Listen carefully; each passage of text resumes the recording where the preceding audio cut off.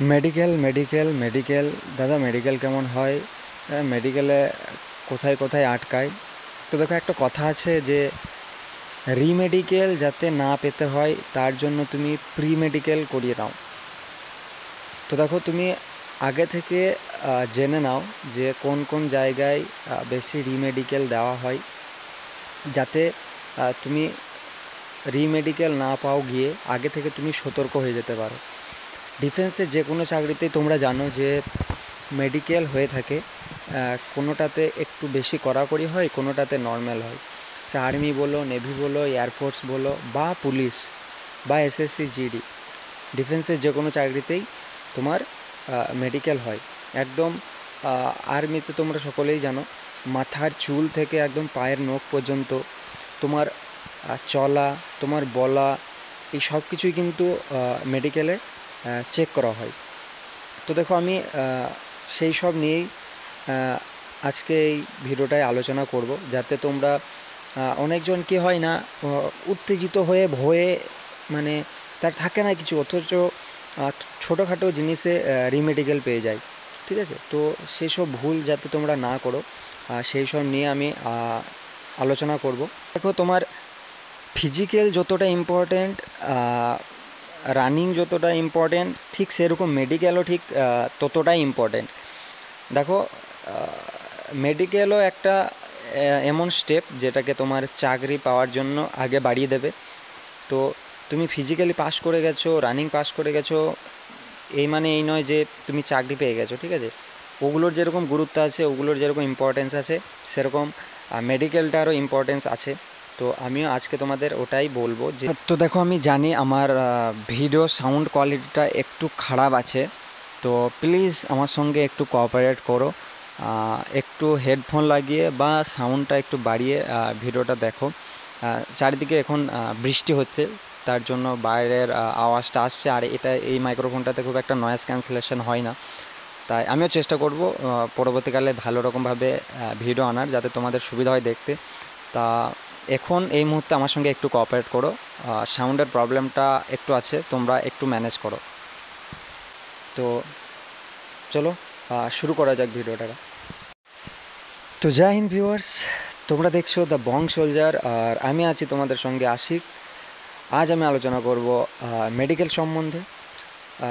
তো দেখো, ভিডিওটা শেষ পর্যন্ত দেখার চেষ্টা করো, আর ভিডিওটা যদি ভালো লেগে থাকে অবশ্যই তোমরা লাইক করবে, কারণ তোমার একটা লাইক আমার অনেকটাই জরুরি।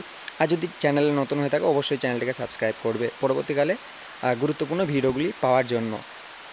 তো দেখো, সবারই প্রথম মাথার উপর থেকেই শুরু করি। অনেকজনের মাথায় কাটার দাগ আছে। ঠিক আছে? কখনো হয়তো পড়ে গেছিলো, বা ছিঁড়ে গেছিলো, বা ধাক্কা লেগেছে। তো এটাও আমাকে অনেকজন কমেন্ট করেছিল যে দাদা, সেটা বোঝা যায়, তাহলে কি কোনো প্রবলেম হবে?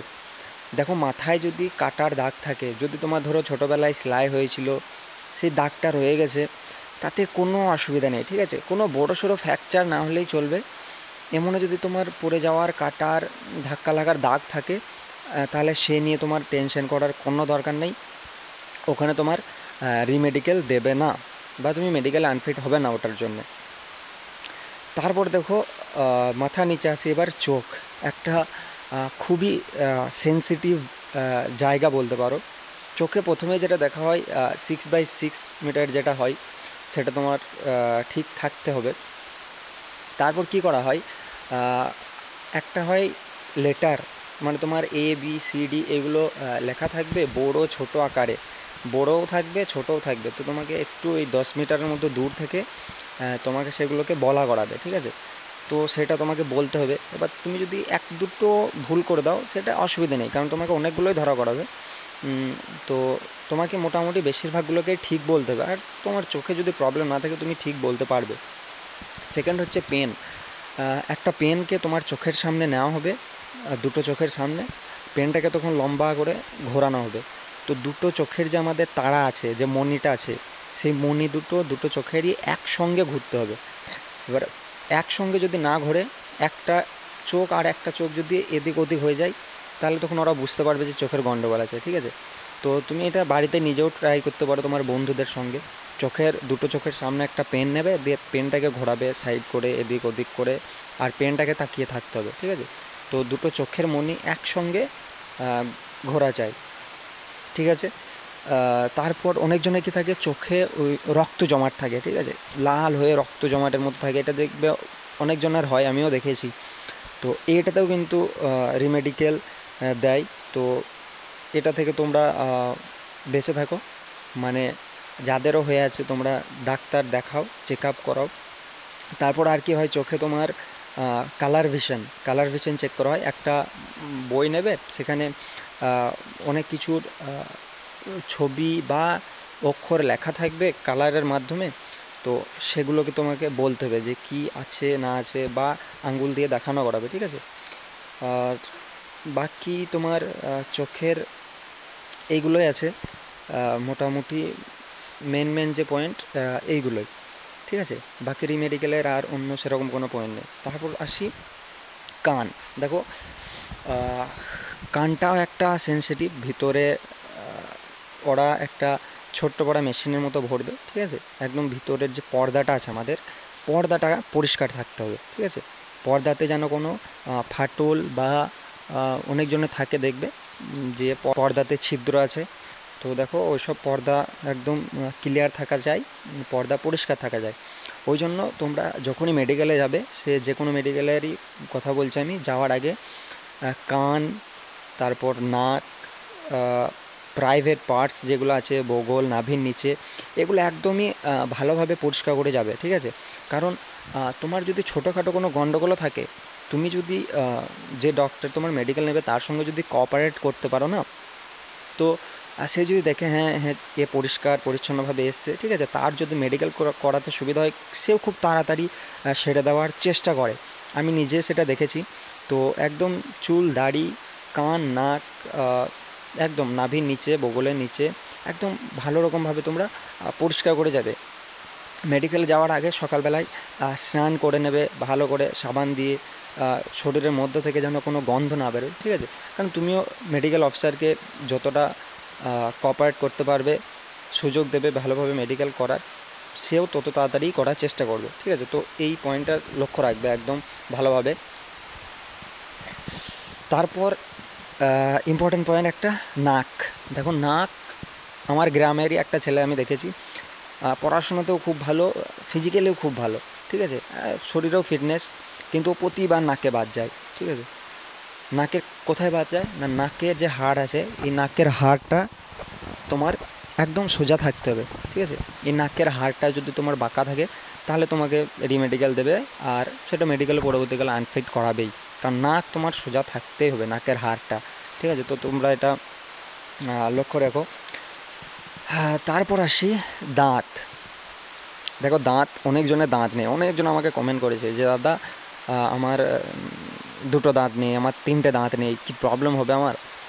দেখো বেসিক্যালি দাঁত আমাদের থাকে 32টা, তার মধ্যে যদি এক দুটো না থাকে তাহলে কোনো সমস্যা নেই, ওটাতে পার করে দেওয়া হয়। এবার যদি তোমার অনেকগুলো বেশি থাকে, যদি 28, 29টা আরও কম থাকে, তাহলে একটু মুশকিল হতে পারে। কিন্তু যদি 28, 29, 30টা থাকে, দু তিনটে না থাকে, তাহলে সেগুলো ছাড় দিয়ে দেয়, ঠিক আছে?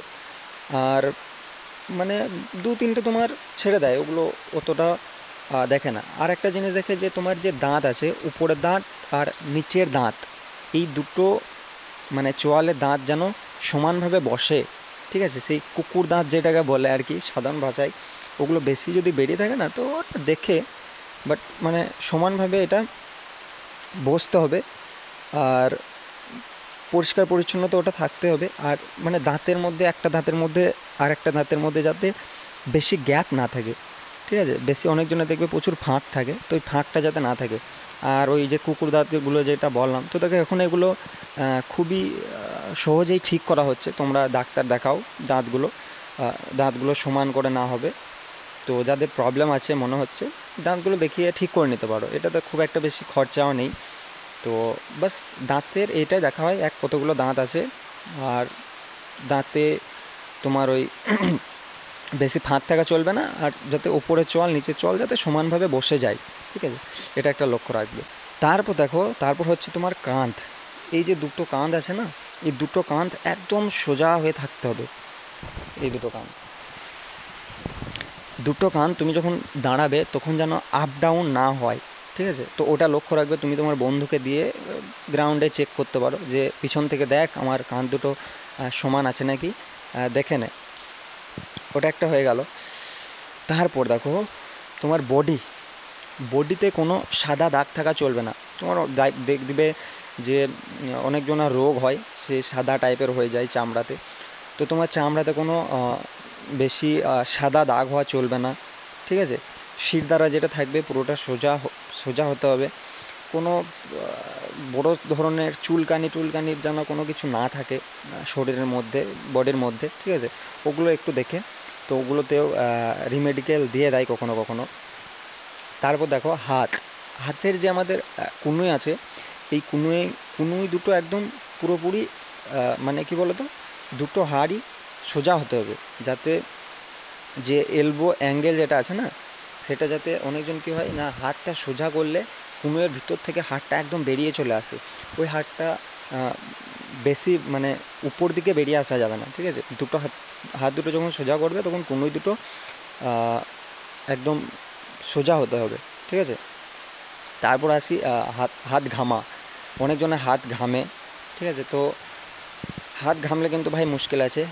যাদের হাত ঘামে ওরা ঠিক এসে তোমার হাতে হাত দিয়ে চেক করে নেবে, বুঝতে পেরে যাবে যে এর হাত মানে ঘেমে আছে। তুমি যতই মুছে সেটাকে শুকানোর চেষ্টা করো, ওটা ঠিক এমন টাইম চেক করবে তুমি বুঝতে পারবে না যে কখন আমার হাত ঘামা চেক করলো, ঠিক আছে? এটা কিছু জিনিস আছে যেগুলো তুমি বুঝতে পারবে না যে কখন আমার চেক করে নিল।